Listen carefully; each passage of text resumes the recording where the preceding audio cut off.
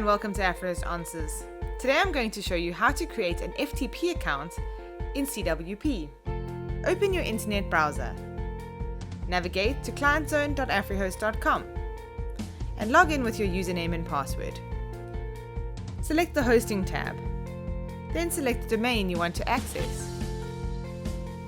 Click on Website Manager and then click Login to Website Manager. Once in CWP, scroll down. Under File Management, select FTP Accounts.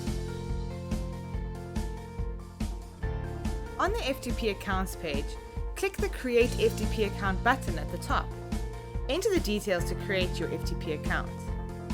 Create a username login and leave the directory on public_HTML. Then create a password or select random for a secure password to be generated for you.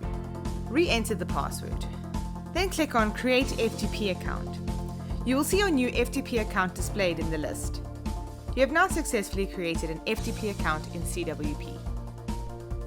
Hi, John, CEO of FTP here. Thank you so much for watching this video. I really hope that you found it useful. If you have any questions or suggestions, please feel free to comment below. And if you want more how-tos and tutorials like this one, please visit answers.afrihost.com.